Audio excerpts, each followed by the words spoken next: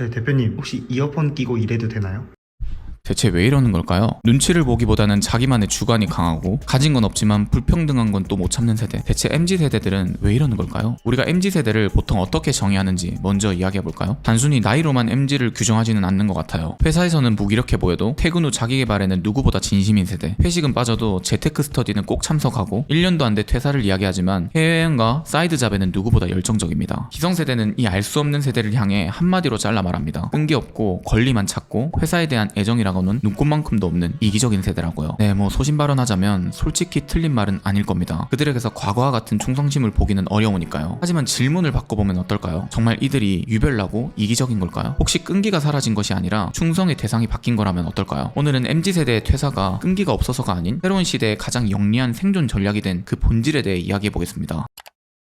이 모든 현상의 뿌리를 이해하려면 먼저 우리 부모님 세대에게 회사가 어떤 의미였는지를 살펴봐야 합니다. 그 시대의 회사는 단순한 일터가 아니었어요. 회사에 충성하고 열심히 일하면 정년까지 고용이 보장이 되고 안정적인 삶을 살 수 있다는 분명하고 강력한 사회적 약속이 존재했죠. 회사의 성장이 곧 나의 성공이었고 회사의 직급이 나의 사회적 지위를 증명했던 것이죠. 이것은 회사에 대한 희생과 충성을 안정과 미래로 교환하는 보이지 않는 신뢰 계약이었어요. 하지만 지금의 젊은 세대는 그 약속이 산산조각 나는 장면을 바로 곁에서 목격하며 자랐습니다. IMF 외환위기로 하루아침에 직장에서 내몰리는 아버지의 뒷모습을 보았고 글로벌 금융위기 속에서 아무리 헌신했던 직원이라도 쉽게 정리해고 대상이 되는 회사의 냉정함을 보았죠. 평생 직장이라는 믿음은 그들이 사회에 나오기도 전에 이미 부서진 신화가 되었어요. 신뢰라는 보증이 사라진 관계에 남은 것은 무엇일까요? 오직 계약서에 명시된 내용이죠. 과거의 관계가 가족 같았다면 이제는 완벽하게 프로페셔널한 계약관계로 바뀐 거예요. 그리고 모든 공정한 계약의 핵심에는 등가휴연의 원칙이 있습니다. 내가 회사에 제공하는 것과 회사가 나에게 제공하는 것의 가치가 동등해야 한다는 지극히 합리적인 원칙이죠. 바로 이것이 젊은 세대가 회사에 충성하지 못하는 근본적인 이유일 거예요. 그들은 이기적이어서가 아니라 깨져버린 약속의 시대를 살아가는 가장 합리적인 생존법을 터득한 것이죠. 많은 회사들이 아직도 여전히 과거처럼 가족 같은 희생을 요구하면서 보상은 철저히 계약서대로만 해주는 모순적인 태도를 보입니다. 우리의 미래를 보장해주지 않는 회사를 위해 내 개인의 삶을 희생하는 것, 이 불공정한 계약에서 희생과 충성은 더 이상 미덕이 아니라 가장 비합리적인 선택이 되어버린 겁니다. 회사의 성공이 더 이상 나의 미래를 보장해주지 않는 시대. 그래서 충성의 화살은 자연스럽게 단 하나의 관역을 향하게 됩니다. 바로 나 자신이죠. 어느 회사에 소속될 것인가 보다 이곳에서 내가 무엇을 배우고 성장할 수 있는가가 훨씬 더 중요한 질문이 된 것입니다. 과거에는 소속된 회사가 나의 정체성을 대신 설명해 주었지만 이제는 나 스스로 증명해야 하는 시대가 된 것이죠. 이 관점에서 보면 나는 하나의 거대한 프로젝트이자 일종의 주식회사이고 그 프로젝트의 성공을 이끌어야 하는 CEO는 바로 나 자신이 된 겁니다. MZ세대에게 있어 직장은 나라는 주식회사를 성장시키기 위한 여러 투자처 중 하나일 뿐이에요. 만약 현재의 직장이 내 회사의 목표, 예를 들어 데이터 분석 전문가가 되겠다거나 경제적 자유를 이루겠다는 나의 비전에 더 이상 부합하지 않을 때 내 인생의 CEO인 나는 이 투자처인 직장을 과감히 정리하기로 결정하게 되는 것이죠. 이것은 끈기가 없는 실패나 포기가 아니라 프로젝트의 성공을 위한 가장 합리적인 경영 판단인 셈이죠. 인간에게는 누구나 세 가지의 핵심적인 심리적 욕구가 있다고 합니다. 바로 자율성, 유능감, 그리고 관계성이죠. 첫 번째 자율성은 내가 내 일의 주인이라고 느끼는 감각이에요. 상사가 시키는 대로만 일하는 부품이 아니라 내 방식대로 업무를 개선하고 스스로 결정할 수 있을 때 우리는 일에 몰입할 수 있어요. 두 번째 유능감은 내가 이 일을 통해 성장하고 있다고 느끼는 감각입니다. 어제보다 나은 내가 되고 나의 능력이 발전하고 있음을 체감할 때 우리는 성취감을 느끼죠. 마지막 세 번째 관계성은 함께 일하는 동료들과 서로 존중하고 수평적으로 의견을 나누며 정서적 유대감을 느끼는 거예요. 결국 젊은 세대의 퇴사는 세 가지 신호, 자율성 없이 부품처럼 일해야 하고 유능감을 느낄 성장 기회는 없으며 수직적인 관계 속에서 소외감을 느끼는 것, 이 세 가지 모두 적신호가 뜨면 과감히 떠날 결정을 하는 것이죠. 내 인생의 CEO인 나는 이 프로젝트를 지속할 이유를 찾지 못하는 거예요. 여기서 중요한 것이 하나 있습니다. 자율성과 유능감, 관계성, 이 세 가지의 심리 엔진이 제대로 돌아가려면 반드시 필요한 핵심 에너지원이 있어요. 그것은 바로 인정이에요. 한번 생각해 볼까요? 내가 스스로 무언가를 결정하고 멋지게 해냈을 때 동료가 덕분에 많이 배웠습니다 라고 즉시 인정해 준다면 어떨까요? 그 인정의 말이 바로 나의 자율성과 유능감을 폭발적으로 충전시키는 연료가 되는 것입니다. 독일의 사회철학자 악셀 호네트는 인간의 모든 사회적 행동이 결국 타인에게서 인정받음으로써 자신의 존재 가치를 확인하려는 인정투쟁의 과정이라고 말했어요. 과거의 회사에서의 인정 방식은 매우 명확하고 단순했습니다. 바로 승진과 연봉이었죠. 1년을 꼬박 기다려받는 연봉 인상률과 새로운 직함은 내가 이 조직에서 얼마나 중요한 사람인지를 증명하는 가장 확실한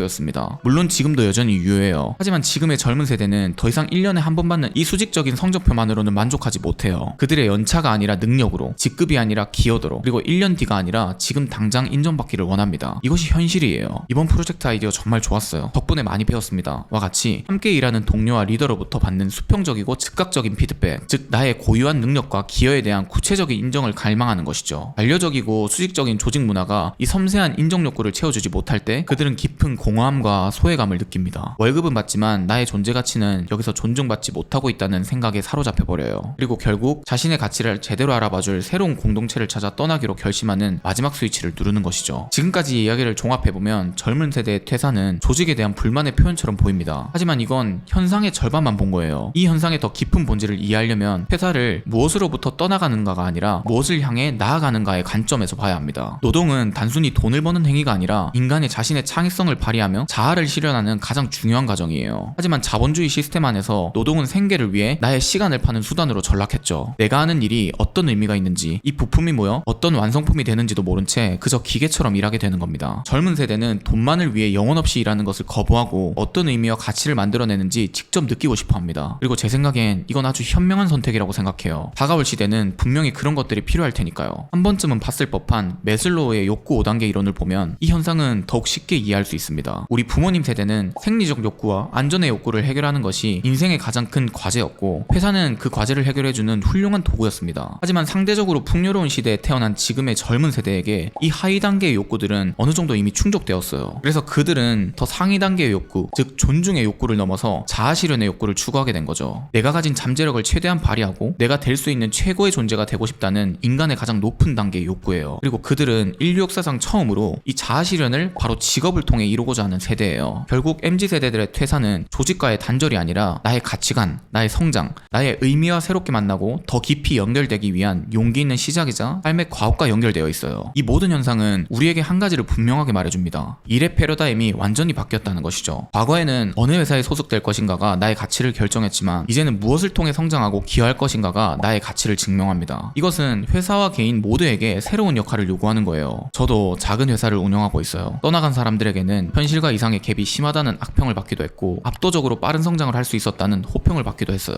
그 과정을 겪으면서 깨달았던 게 하나 있습니다. 제 생각에 회사는 더 이상 월급만 주는 곳이어서는 안 된다고 생각해요. 개인의 성장을 지원하고 의미 있는 경험을 제공해야만 하죠. 직업의 패러다임이 그렇게 바뀌고 있으니까요. 리더는 존경받는 멘토가 되려고 애쓰는 대신 언제든 혼날 수 있고 솔직하게 소통할 수 있는 동료가 돼야 한다는 걸 사뭇 깨닫게 됐어요. 제가 가끔씩 직원들에게 이런 얘기를 해요. 내가 잘못해서 뭔가 결과가 좀 안 좋게 나오면 나를 미리 안 혼낸 너네 탓을 할 거라고 말이죠. 그래서 컨텐츠 내용이 이상하면 저희 PD님 탓이고요. 내용이 유익하고 좋으면 저희 팀원들 덕분이에요. 저는 이런 수평적인 관계와 심리적 안정감 속에서 개인이 비로소 자신의 잠재력을 폭발시키고 조직에 기여하기 시작한다고 생각합니다. 물론 정답은 저도 모르지만요. 우리는 더 이상 조직의 안정성에 기대는 직원이 되어서는 안 됩니다. 자신의 커리어를 직접 설계하고 모든 책임을 지는 각자의 인생의 CEO가 되어야죠. 회사가 나의 가치를 보장해주는 시대는 점점 저물 거예요. 또 회사가 나의 정체성을 대신 말해주던 시대도 끝나겠죠. 이제 우리는 스스로 자신의 가치를 증명하고 자신의 이야기를 만들어가야 합니다. 회사가 나를 증명하게 하지 말고 우리가 하는 일이 우리의 삶을 증명하게 하세요. 그것이 진짜 남과 다른 가장 나다운 삶이